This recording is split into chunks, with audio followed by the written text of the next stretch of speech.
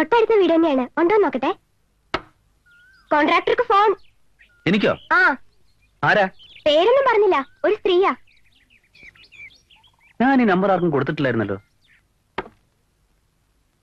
Hello, അതെ, ഹരീന്ദ്രനാണ്. നല്ല ആളാണ്. നിങ്ങൾ എന്താ ഇങ്ങോട്ട് വരാതിരുന്നത്? അത് ഞാൻ ബാലുവിനെ അയച്ചിരുന്നല്ലോ മാഡം. ബാലുവിനോടാണോ ഒഫീഷ്യൽ മാറ്റേഴ്സ് പറയേണ്ടത്? അല്ല, ഞാൻ വിചാരിച്ചു.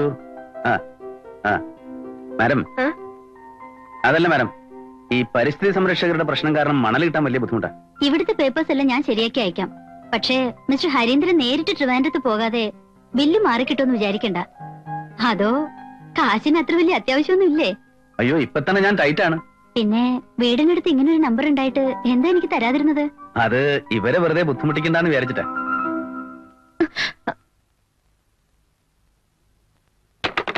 गोपी ये आदमी कब आया? क्या हुआ? उनका फोन आया था. बाहर से एक आदमी अंदर आ गई. क्यों नहीं बताया तूने मुझे? मुझे कैसे मालूम तू ऐसे आएगा? तमाशा समझते है क्या? धूस.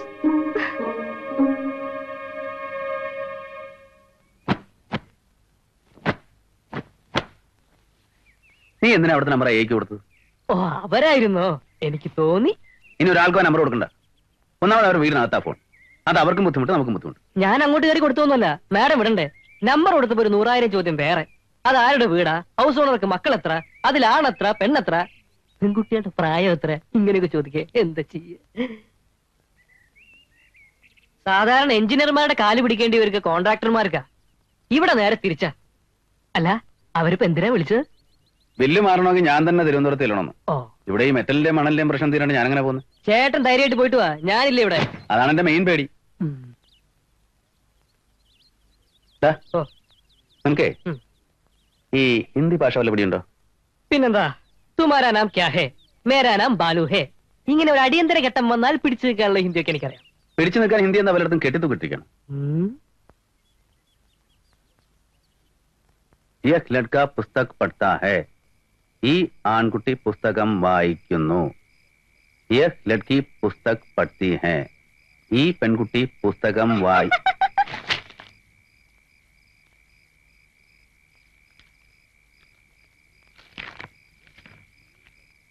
യഹ് ലഡ്കി പുസ്തക്. ആരാ? എന്താ ഈ നേരത്ത്? ഒന്ന് പുറത്തേക്ക് വരുന്നേ, ഒരു കാര്യം പറയാനാ.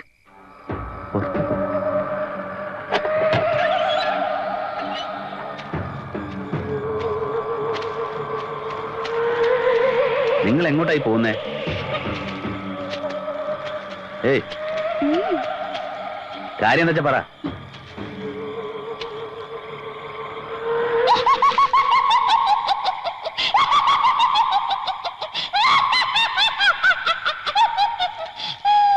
അങ്ങനെ അങ്ങ് പോവാ.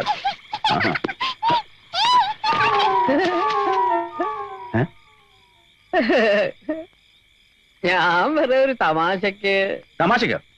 തന്നെ ഞാൻ പിടിച്ച് ഇപ്പൊ പോലീസിലെത്തിക്കും. സാർ എന്നോട് പൊറുക്കണം, മാപ്പാക്കണം.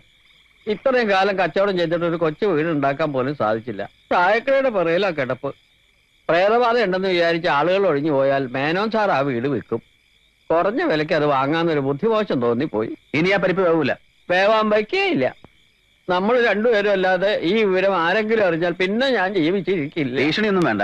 വയസ്സിന് മൂത്താളല്ലേ എന്ന് വെച്ച് തൽക്കാലം ഞാൻ വിടുന്നു. പക്ഷെ ഇനി വാല് പൊക്കിയാൽ ഈ ജന്മം പൊക്കും. ഓ,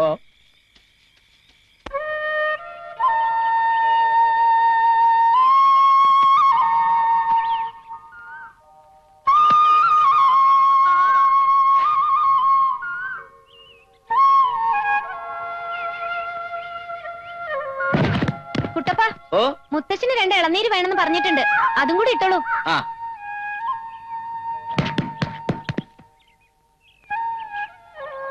अरे कुट्टप्पन, तू कैसे है? सब ठीक है ना? तूने खाना नहीं खा लिया?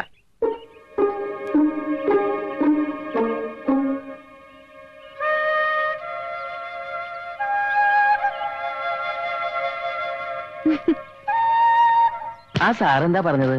കുട്ടപ്പന് ഒഴിവില്ലെങ്കിൽ മൂപ്പര് കയറി തേങ്ങിയിട്ടോളാന്ന്.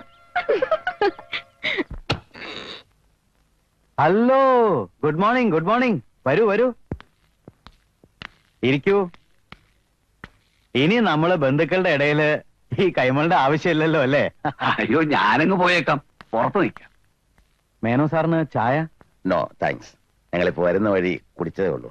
മാത്രമല്ല, ഉത്തരവാദപ്പെട്ട ഒരു ഉദ്യോഗസ്ഥന് സമയം ചായ കുടിച്ച് വർത്താനം പറഞ്ഞ് കളയാനും പാടില്ലല്ലോ. എന്ത് ഉത്തരവാദിത്വം മേനോ സാറേ? എങ്ങനെയെങ്കിലും 30 ദിവസം തള്ളി നീക്കണം. കിട്ടുന്ന ചെല്ലുവാനം വാങ്ങി പോക്കറ്റിലിടണം. കൂടുതൽ ആത്മാർത്ഥത കാണിച്ചാൽ നമ്മൾ ഒറ്റപ്പെടും. അല്ല, സാറിനോട് ഇത് പറയേണ്ട ആവശ്യമില്ലല്ലോ, എന്നെക്കാൾ അനുഭവമുള്ള ആളല്ലേ. അങ്ങനെ ഒറ്റപ്പെട്ടതുകൊണ്ടാ ഇവിടെ വന്ന് താങ്കളെ കാണാൻ ഞാൻ തീരുമാനിച്ചത് തന്നെ. മുഖവരെ ഒന്നും വേണ്ട, കൈമളെല്ലാം എന്നോട് പറഞ്ഞിട്ടുണ്ട്. കോരപ്പത്ത് കുഞ്ഞിരാമൻ നമ്പ്യാരെ പറ്റി കേട്ടിട്ടുണ്ടോ? എന്റെ അച്ഛൻ അന്ന് വീട്ടിൽ വന്നപ്പോ ഞാൻ സൂചിപ്പിച്ചിരുന്നല്ലോ, ബസ് സർവീസ് ആയിരുന്നു. അന്യരുടെ കാര്യം പോട്ടെ, എന്റെ അമ്മ ചെന്ന് ഒരു കാര്യം പറഞ്ഞാൽ കൂടി നേരിട്ട് കാണാതെ വിശ്വസിക്കില്ല. ആ അച്ഛന്റെ മകനാ ഞാൻ.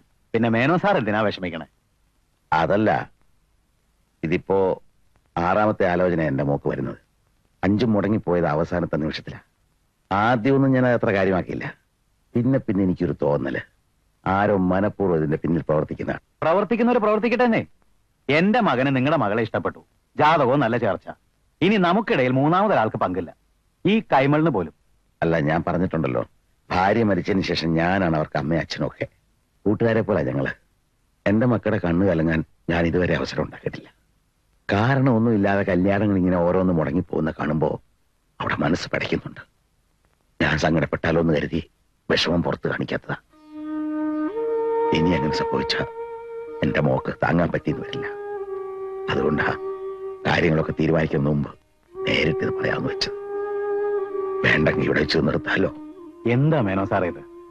നിങ്ങളുടെ മകൾ എന്റെ മരുമകളായി വരുന്നത് എനിക്ക് സന്തോഷം മാത്രമല്ല, അഭിമാനം കൂടിയാണ്. മറ്റൊന്നും ആലോചിച്ച് മനസ്സ് വിഷമിപ്പിക്കരുത്. എനിക്ക് വാക്കൊന്നേ ഉള്ളൂ. കല്യാണ നിശ്ചയത്തിന് പണിക്കര് കുറിച്ച് തന്ന തീയതി ഞാൻ കൈമളെ ഏൽപ്പിച്ചിട്ടുണ്ട്. അതിനു വേണ്ട ഏർപ്പാടുകൾ ചെയ്തോളൂ.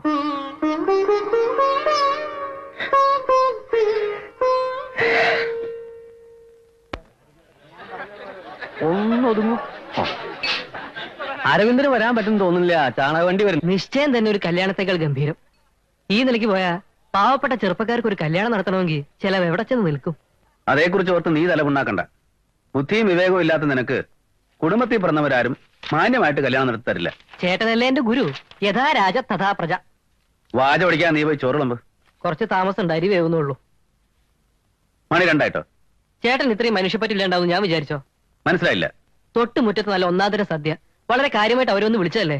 പോകുന്നില്ല എന്ന് പറഞ്ഞതിന് ശേഷം ഞാൻ അരി അടുപ്പത്തിട്ട്. എടാ, കല്യാണ നിശ്ചയം എന്നൊക്കെ പറയുന്നത് ബന്ധുക്കൾക്കും അടുത്ത സുഹൃത്തുക്കൾക്കും ഉള്ളതാണ്. നമ്മൾ ഈ 2 വിഭാഗത്തിലും പെടില്ല. ക്ഷണിക്കേണ്ടത് അവരുടെ മര്യാദ, പോവാതിരിക്കേണ്ടത് നമ്മുടെ. പക്ഷെ ഞാനാണെങ്കിൽ പോയേനെ. നീയല്ലല്ലോ ഞാൻ. അതെ, ഇത് ഇവിടെ തരാൻ പറഞ്ഞു. എന്താ ഇത്? പായസം. അയ്യോ, ഇതൊന്നും വേണ്ടായിരുന്നല്ലോ. എന്നാലും കൊണ്ടുവന്നതല്ലേ, ഇങ്ങോട്ട് തന്നോളൂ. എങ്ങനെയുണ്ട് ചേച്ചിയെ കെട്ടാൻ പോകുന്ന ചേട്ടൻ?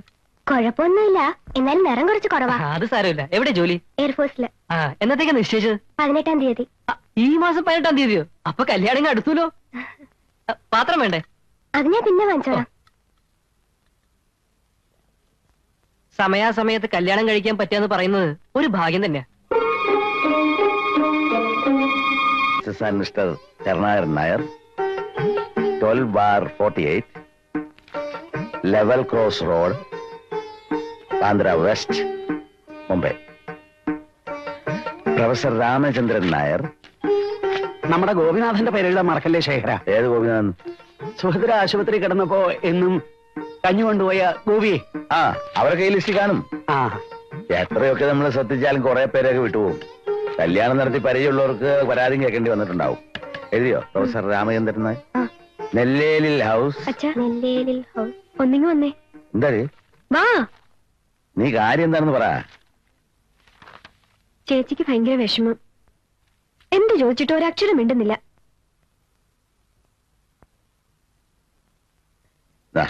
നീ തന്നെ നോക്കിയത്. സംശയമുള്ള അഡ്രസ് മാറ്റി വെച്ചാൽ മതി. എന്തു പറ്റി എന്റെ കുട്ടിക്ക്? ഒന്നുമില്ല, കല്യാണമൊക്കെ കഴിയുമ്പോൾ നമ്മളൊക്കെ വിട്ടു പോകണ്ടേ, അത് ഓർത്തിട്ടാവും. പാടി.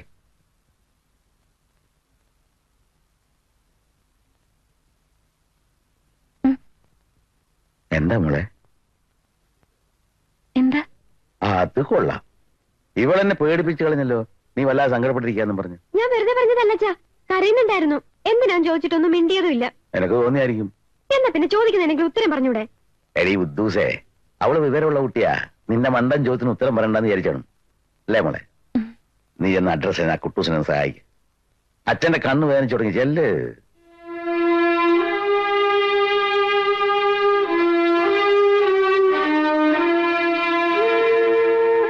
എന്തിനാ എന്റെ മോള് കരഞ്ഞ്? ഉം? കല്യാണം എന്നൊക്കെ പറഞ്ഞ എപ്പോഴായാലും വേണ്ടതല്ലേ? കുറച്ച് വിഷമം ഉണ്ടാവും, അതൊന്നും സാരമില്ല. നല്ല ഭർത്താവും നല്ല കുടുംബവും ഒക്കെ ആകുമ്പോ അതൊക്കെ അങ്ങ് മാറിക്കോളും. പിന്നെ നീ എവിടെ പോയാലും അച്ഛന്റെ മോളല്ലേ, ഞങ്ങളൊക്കെ എപ്പോഴും നിന്റെ ഓടില്ലേ?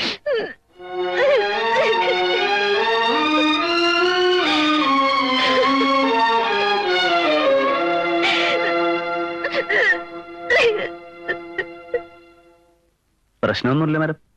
എന്ത് പ്രശ്നം? അല്ല, എന്റെ ബില്ലിന്റെ കാര്യം. മാഡം ഇങ്ങനെ ഒന്നും മിണ്ടാതിരിക്കുമ്പോ ടെൻഷനാ. ഞാൻ ഇന്നലെ മിസ്റ്റർ ഹരീന്ദ്രന്റെ വീടിന്റെ മുമ്പിൽ കൂടെ പോയായിരുന്നു. എന്തിന്? വെറുതെ. ടൗണിലേക്ക് പോകുമ്പോ റോഡ് ബ്ലോക്ക്. ചുറ്റിക്കറങ്ങി പോയത് ആ വഴിക്കാ. ഡ്രൈവറാണ് വീട് കാണിച്ചത്. ബില്ലിന്റെ കാര്യം? ആ വലിയ വീടിന്റെ മുന്നിൽ സാരി ഉടുത്തൊരു പെണ്ണിനെ കണ്ടിരുന്നു. ഹൗസ് ഓണറുടെ മോളായിരിക്കും അല്ലേ? ആയിരിക്കും. മിസ്റ്റർ മേനോന് 2 പെൺകുട്ടികൾ കൂടി ഇല്ലേ? അതൊക്കെ സ്കൂളിൽ പഠിക്കുന്ന കുട്ടികളാണ് മാഡം. കള്ളം. ഒരാൾ കമ്പ്യൂട്ടർ സയൻസിനും ഒരാൾ ഫസ്റ്റ് PDCക്കും.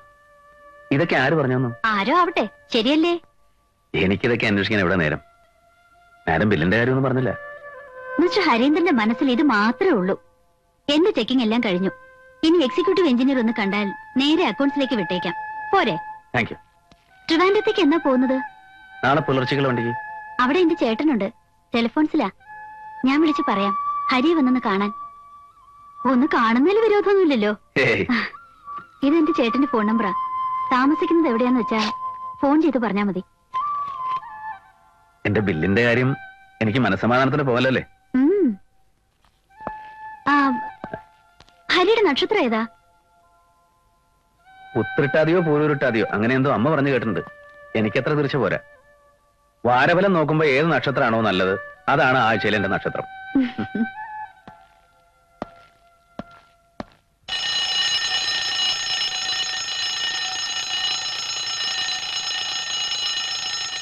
ഇതെന്തിനാ ഇപ്പൊ അലാറം അടിക്കുന്നു? അതാ ഞാനും നോക്കുന്നത്. കാലത്ത് 4 മണിക്കാണല്ലോ ഞാൻ അലാറം വെച്ചത്. ഒരു കാര്യം ചെയ്യുമ്പോ അതിൽ മാത്രം ശ്രദ്ധ വേണം. കൃത്യസമയം നോക്കി അലാറം വെക്കല.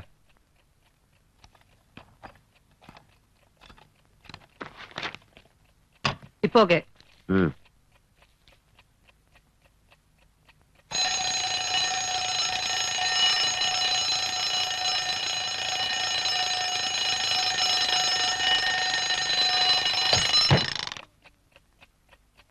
എന്നെ എന്തിനാ നോക്കുന്നത്?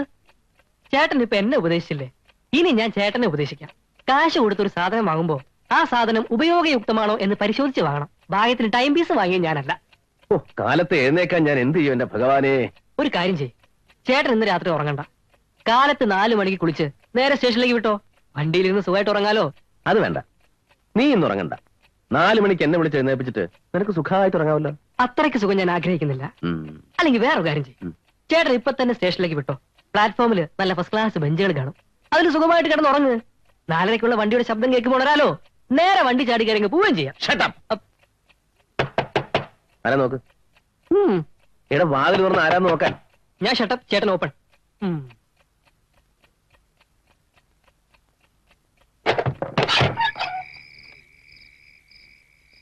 എന്താ ഈ നേരത്ത്? വെറുതെ. കോൺട്രാക്ടർ കിടന്നോ? ഇല്ല, എനിക്ക് നാളെ പുലർച്ചക്കുള്ള വണ്ടിക്ക് തിരുവനന്തപുരത്ത് പോകണം. സാധനങ്ങളൊക്കെ എടുത്ത് വെക്കായിരുന്നു. ഏതായാലും സാറിനെ കണ്ട നന്നായി. ബില്ല് മാറി കിട്ടാൻ താമസിച്ചാൽ എനിക്ക് കുറച്ച് ദിവസം അവിടെ തങ്ങേണ്ടി വരും. അപ്പോ മോളുടെ കല്യാണത്തിന് പങ്കെടുക്കാൻ പറ്റില്ല. അതിപ്പോ കുറച്ച് നേരത്തെ വന്നാലും പറ്റില്ല. അതെന്താ? കല്യാണം മുടങ്ങി. എല്ലാം ഒരുക്കി കഴിഞ്ഞ കല്യാണ മണ്ഡപം ബുക്ക് ചെയ്തു, വരുന്നവർക്ക് താമസിക്കാൻ മുറികൾ ഏർപ്പാടാക്കി, സ്വർണ്ണം ഏൽപ്പിച്ചു, സദ്യക്കുള്ള സാധനങ്ങൾ അടക്കം വാങ്ങി. പക്ഷെ ഇന്നൊരു ബോംബ് വീണു, ഒരാറ്റൻ ബോംബ്. ചെറുക്കൻ ഇല്ലീഗലായിട്ടൊരു ബന്ധമുണ്ടത്രേ. അത് വീട്ടുകാർക്ക് ഇപ്പോഴാ മനസ്സിലായതെന്ന്. പറഞ്ഞ ചെറുക്കന്റെ തന്നെയാ, മാന്യൻ. അയാളിനോട് ഒരുപാട് മാപ്പ് പറഞ്ഞു. അതിഭയങ്കരമായ പെർഫോമൻസ്. അത് കഴിഞ്ഞിട്ടുള്ള വരവായത്. വീട്ടിൽ കയറിയില്ലേ? എങ്ങനെ കയറും? 6ാമത്തെ കല്യാണമായി മുടങ്ങുന്നേ. വീട്ടിൽ കയറിയ എന്റെ മോടെ മുഖത്ത് നോക്കി അത് പറയണ്ടേ. പിന്നെ 2 വീശി ഒരു ധൈര്യത്തിന്. അതില്ലാത്തതാ. അതിന്റെ ഒരു മടി വേറെ. എന്ത് ചെയ്യണമെന്ന് ആലോചിച്ച് പഠിക്കാൻ നിൽക്കുമ്പോഴാ ഇവിടെ ലൈറ്റ് കണ്ടത്. ഏതായാലും ഈ ശുഭവാർത്ത ആദ്യം അറിയിക്കുന്നത് കോൺട്രാക്ടറെ. ഇത്രത്തോളമായിട്ട് കല്യാണം മുടങ്ങിയാൽ ശത്രുക്കളും അസൂയക്കാരൊക്കെ ഒരുപാടുണ്ട്. റിട്ടയർ ചെയ്യാൻ ഒരു കൊല്ലം ബാക്കിയുള്ളപ്പോ കുട്ടികളെയും കൂട്ടി ഈ ഓണം കയറാൻ മൂലയിൽ ഒതുങ്ങിക്കൂടി എന്തുകൊണ്ടാണെന്ന് കോൺട്രാക്ടർക്ക് അറിയാവോ? സത്യത്തിൽ പേടിച്ചിട്ടാ. എല്ലാ കനലുകളും ഈ നെഞ്ചിൽ മാത്രമേ ഉള്ളൂ. നമ്മുടെ പ്രയാസങ്ങൾ എന്തിനാ മറ്റുള്ളവരറിയുന്നത്? സന്തോഷം മാത്രമേ പങ്കുവെക്കാൻ പാടുള്ളൂ, ദുഃഖം ഒരിക്കലും പങ്കുവെക്കരുത്. അതിന്റെ തീയിലിങ്ങനെ ഒറ്റയ്ക്ക് കിടന്ന് വേകുന്ന ഒരു സുഖമാ. ഇനിയിപ്പോ തിരക്കായി. മണ്ഡപം ക്യാൻസൽ ചെയ്യണം, സ്വർണം വേണ്ട എന്ന് പറയണം, ക്ഷണിച്ചവരെയൊക്കെ ചെന്ന് കണ്ട് കാര്യം പറയണം. കല്യാണം നടത്തുന്നതിനൊക്കെ തിരക്കാ. കാലത്തെ വണ്ടിക്ക് പോകണ്ടതല്ലേ, മോൻ പോയി കിടന്ന് ഉറങ്ങിക്കും. സോറി, ഞാൻ മോനെന്ന് വിളിച്ചു, അറിയാതെ പറ്റിപ്പോയതാ. ഇതുപോലുള്ള സമയത്താ ഒരു മോനുണ്ടായിരുന്നെങ്കിൽ ഇത് കൊതിച്ചു പോകുന്നത്. സോറി ട്ടോ. Good night.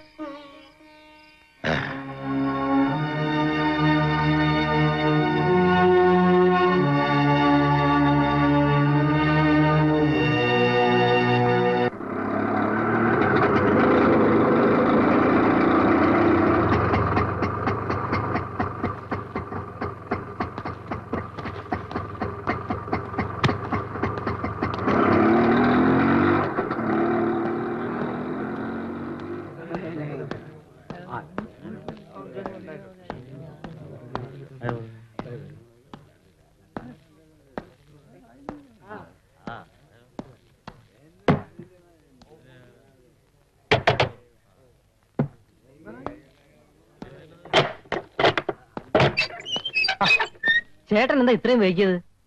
പോയ കാര്യം നടക്കണ്ട. എന്താണ് അവിടെ ആളുമകളൊക്കെ? ഒന്നും പറയണ്ട ചേട്ടാ, ആകെ പ്രശ്ന. എന്ത് പ്രശ്നം? അവിടുത്തെ മേനോ സാറിനെ കുറച്ച് ദിവസമായിട്ട് കാണാനില്ല. കാണാനില്ലേ? ആ, അന്ന് രാത്രി ഇവിടെ വന്നില്ലേ? പിറ്റേന്ന് കാലത്ത് കല്യാണ മണ്ഡപവും ഹോട്ടലോ ക്യാൻസൽ ചെയ്യാൻ വേണ്ടി ഗുരുവായൂർക്ക് പോയതാ. ദിവസം 10 കഴിഞ്ഞു, ഇതുവരെ തിരിച്ചെത്തിയിട്ടില്ല. ആരോടും ഒരു അക്ഷരം പറഞ്ഞിട്ടില്ല, ഒരു എഴുത്ത് എഴുതി വെച്ചിട്ടില്ല. എവിടെ പോയെന്ന് ആർക്കും ഒരു വിവരമില്ല. മക്കളോ വയസ്സനോ ഒക്കെ കരച്ചിൽ തന്നെ കരച്ചിൽ. കല്യാണം മുടങ്ങിയതിന്റെ വിഷമം സഹിക്കാൻ വയ്യാണ്ട് നാടുവിട്ടതാവുമെന്നാ പറയുന്നത്. എന്തായാലും കഷ്ടമായിപ്പോയി. ഞാൻ പെട്ടെന്ന് കുളിച്ചേക്കാം. അപ്പോഴേക്കും നീ സാധനങ്ങളൊക്കെ പാക്ക് ചെയ്ത് വെക്കും. പാക്ക് ചെയ്യാനോ? എന്തിന്? നമുക്കിപ്പോ തന്നെ സ്ഥലം വിടാം. പഴയതുപോലെ ടൗണിൽ എവിടെയെങ്കിലും ലോഡ്ജിലേക്ക് മാറാം. ചേട്ടൻ എന്തൊക്കെയാ പറയുന്നത്? എടാ കഴുതേ, അവിടെ ഒരാളെ കാണാതിരിക്കുക. ഇനി പോലീസ് വരും, പത്രക്കാർ വരും, അവരൊരു 100,000 ചോദ്യങ്ങൾ ചോദിക്കും. നമുക്ക് എന്തിനായി പൊല്ലാപ്പൊക്കെ? നല്ല ബെസ്റ്റ് ബുദ്ധി. എന്തേ? ഹൗസ് ഓണറെ കാണാതായി ഇടക്കാലത്ത് താമസിക്കാൻ വന്ന വാടകക്കാർ പെട്ടെന്ന് മുങ്ങി. നമ്മൾ രണ്ടാളകത്താവാൻ പിന്നെ ഒരു കാരണവും വേണ്ട. പത്രത്തിലൊക്കെ പടവും വരും. ശേഖരമേനോന്റെ തിരോധാനം, കോൺട്രാക്ടറും സഹായിയും അറസ്റ്റിൽ. നീ വെറുതെ പേടിപ്പിക്കാനാ? ചേട്ടൻ ഒരു കാര്യം ചെയ്യ്, കുളിച്ചിട്ട് അവിടെ വരെ ഒന്ന് പോയി അവരെ ഒന്ന് സമാധാനിപ്പിക്കും. അതിലുണ്ടല്ലോ പ്രശ്നം. അതിലെന്താ പ്രശ്നം? എടാ നിനക്ക് അറിഞ്ഞൂടെ, ആരുടെയെങ്കിലും സങ്കടം കണ്ടാൽ അല്ലെങ്കിൽ ആരെങ്കിലും കരയുന്ന കണ്ടാൽ ഒരു കാര്യമില്ലാതെ എന്റെ കണ്ണു നിറയും. കാണുന്നവർ വിചാരിക്കും ഭയങ്കര ഫീലിംഗ് ആണെന്ന്. ഒരു ഫീലിംഗും ഇല്ല, പക്ഷെ കണ്ണു നിറയും. കണ്ണു നിറഞ്ഞോട്ടെ, ഫീലിംഗ് ഇല്ലല്ലോ. ചേട്ടൻ എന്തായാലും അവരെ പോയി ഒന്ന് കാണണം.